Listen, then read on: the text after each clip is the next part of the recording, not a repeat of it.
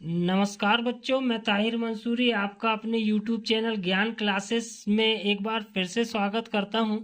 आज हम अपने सीरीज में लेकर आए हैं कक्षा 12वीं विषय लेखा शास्त्र की ख्याति ज्ञात करने की विधियां कौन कौन सी होती है और इसके प्रैक्टिकल सवालों को भी हम हल कराएंगे। तो आज आपके लिए ये बहुत महत्वपूर्ण होने वाला है वीडियो, तो आप इसे जरूर देखें। तो ख्याति ज्ञात करने की कौन कौन सी विधियां होती हैं, तो मेन तो ये रहता है कि ख्याति ज्ञात करने की ढेर सारी विधियां हैं, लेकिन हमें जो परीक्षा में आएंगी उसमें केवल 3 विधियां ही पूछी जाती है कक्षा 12वीं में। तो सबसे पहले जो है हम उन विधियों के नाम बता देते हैं। तो सबसे पहले है औसत लाभ विधि। औसत लाभ विधि। दूसरे नंबर पे है अधिलाभ विधि।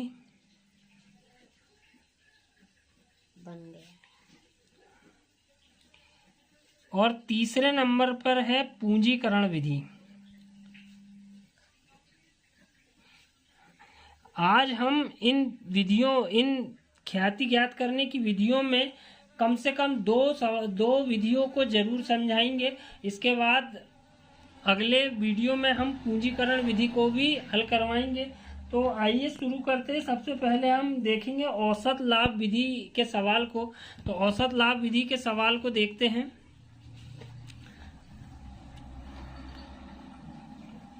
प्रश्न क्रमांक 1, एक फर्म की ख्याति का मूल्यांकन उसके विगत 5 वर्षों के औसत लाभ के 3 वर्षों के क्रय पर किया जाना है।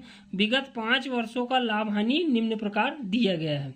तो प्रथम वर्ष में जो लाभ दिया है 2000 का है, द्वितीय वर्ष में 1500 का लाभ है, तृतीय वर्ष में 300 रुपये की हानि है, चतुर्थ वर्ष में जो है 3000 का लाभ है और पंचम वर्ष में 3800 का लाभ है। फर्म की ख्याति का मूल्यांकन निर्धारण कीजिए। तो यहाँ पर हमें इस प्रश्न में समझना है कि जो औसत लाभ के 3 वर्षों के क्रय पर गुणा करना है, वो क्रय पर गुणा करना है। इसमें 2 गुना भी किया जा सकता है, 3 गुना भी, अर्थात प्रश्न जिस प्रकार से हमें बोलेगा उस प्रकार से हमें प्रश्न को हल करना है। जैसे 3 गुना बोला तो 3 गुना का बोल करना है, और 4 गुना बोला तो 4 गुना, और 1.5 गुना बोला तो 1.5 गुना औसत लाभ के क्रय के बराबर करनी होती है। तो आइए शुरू करते हैं। इसमें हमें सबसे पहले ये करना है कि औसत लाभ विधि में जो होता है वो ये होता है, औसत लाभ विधि में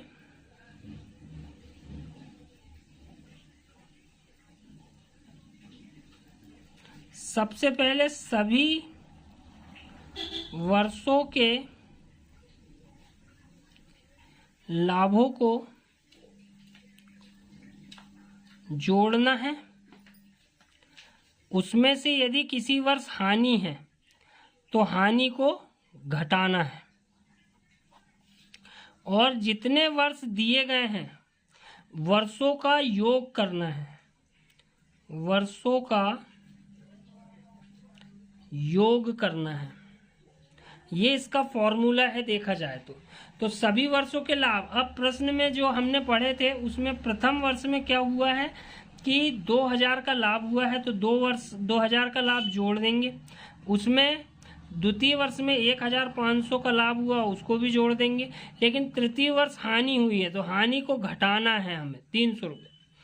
फिर चतुर्थ वर्ष में लाभ हुआ है 3000 रुपये का, और पंचम वर्ष में जो है लाभ हुआ है 3800 का। अब यहाँ पर सभी वर्षों का योग मतलब होता है जोड़ना है, कितने वर्ष है, 1 2 3 4 5 वर्षों का योग करना पड़ेगा यहाँ पर, ठीक है।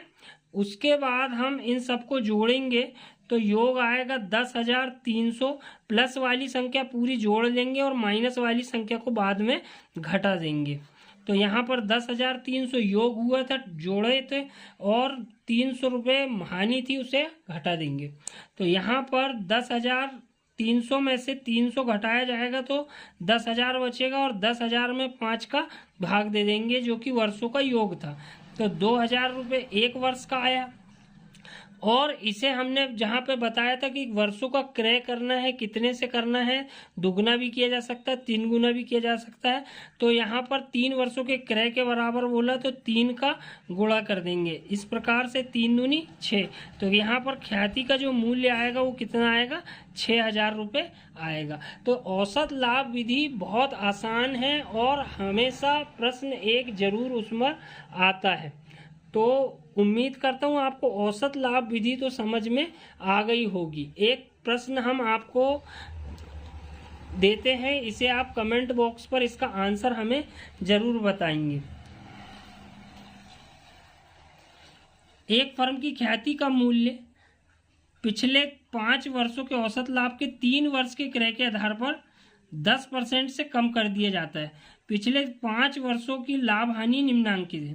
प्रथम वर्ष में 3,000 का लाभ है, द्वितीय वर्ष में 3,300 का लाभ है, तृतीय वर्ष में 3,700 का लाभ है, चतुर्थ वर्ष में 3,400 की हानि है और पंचम वर्ष में 5,400 का लाभ है। तो सभी वर्षों को जोड़ लेना है और हानि को घटा देना है। और कितने वर्ष है, 5 वर्ष है तो 5 का भाग देना पड़ेगा। उसके बाद यहाँ पर जो 3 वर्षों के क्रय के आधार पर है तो उस पर 10% की कमी करनी होंगी और फिर उस पर क्रय मूल्यों का, क्रय वर्षों का गुणा कर दिया जाएगा। तो उम्मीद करता हूँ आप ये सवाल जरूर करके देखेंगे। यदि फिर भी ना बने तो हमें कमेंट कीजिए, हम इसे भी आपको अगले वीडियो में समझा देंगे। इसके बाद हम द्वितीय जो विधि है अधिलाभ विधि, उसके एक सवाल को जरूर कराएंगे जिसे आप देखकर यकीन कर लेंगे कि आपको इसके सवाल बनने लगे हैं। तो यहाँ पर अधिलाभ विधि जो है, अधिलाभ विधि का जो है सवाल हम आपको पहले दिखा देते हैं। प्रश्न क्रमांक 9 है, एक व्यवसाय की विनियोजित पूंजी 4 लाख रुपए है। उसी प्रकार के व्यवसाय में विनियोजित पूंजी पर सामान्य प्रत्याय दर 15% है। वर्ष 2017-18 में 96,000 का लाभ अर्जित किया। अधिलाभ के 3 वर्षों के क्रय के बराबर ख्याति ज्ञात कीजिए, ख्याति की राशि क्या होगी।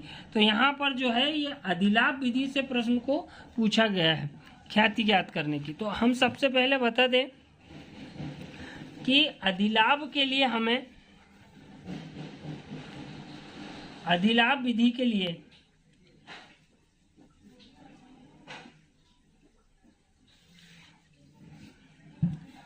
सबसे पहले हमें सामान्य लाभ ज्ञात करना पड़ेगा। सामान्य लाभ के लिए हमें जो सूत्र लगाना है वो है विनियोजित पूंजी गुणित दर बटे 100। तो इससे निकल कर आएगा क्या, सामान्य लाभ। ठीक, इसके बाद अधिलाभ बराबर से होता है, एक सूत्र और लगेगा हमें, अधिलाभ बराबर से होता है औसत लाभ माइनस सामान्य लाभ। कहने का अर्थ यह है कि अधिलाभ बराबर से औसत लाभ माइनस सामान्य लाभ, ये 2 फॉर्मूले के ऊपर अधिलाभ विधि जमी हुई है। अर्थात हमें यहाँ पर प्रश्न में विनियोजित पूंजी दी गई है, 4 लाख रुपए की विनियोजित पूंजी दी है। तो हम सबसे पहले इस सूत्र का उपयोग करेंगे। विनियोजित पूंजी दी गई है 4 लाख रुपए, 4 लाख गुणित दर भी हमें दी गई है 15% बटे पे 100। ये परसेंट का 100, जो हमें 15% लिखा गया है वो परसेंट का क्या लगाया गया है, 100 लगाया गया। तो 2 शून्य से 2 शून्य कैंसिल हो जाएंगे और 15 चौक होता है 60। तो यहाँ पर जो सामान्य लाभ निकल कर आया वो आया है 60,000 रुपये। अब हमें प्रश्न में औसत लाभ दिया हुआ है 96,000 रुपये का। तो यहाँ पर दूसरा फार्मूला हम लगाएंगे, औसत लाभ माइनस सामान्य लाभ। तो औसत लाभ हमें कितना दिया गया है, 96,000 रुपये। 96,000 में से 60,000 रुपये घटा दिए जाएंगे तो कितना आएगा, 36,000 रुपये। तो 36,000 रुपये आया हमारा, अभी ये लाभ हुआ। लेकिन इसमें उसने बोला है कि 3 वर्षों के क्रय के आधार पर सवाल को हल करना है। तो 36,000 गुणित 3 किया जाएगा, तो 36 दिया होता है 108, 6 18 3 3 और 1 10, 1,08,000 रुपये। तो ख्याति का जो मूल्यांकन किया गया है वो 1,08,000 रुपये से होगा। तो ये यहाँ पर जो है आंसर ये दिया गया है 1,08,000 रुपये, और ये MP बोर्ड 2019 में ये सवाल पूछा गया है। तो ये सवाल जो है बहुत इम्पोर्टेंट है, अधिलाभ विधि बहुत ज़्यादा इम्पोर्टेंट है। तो मिलते हैं नेक्स्ट वीडियो में, तब तक के लिए धन्यवाद।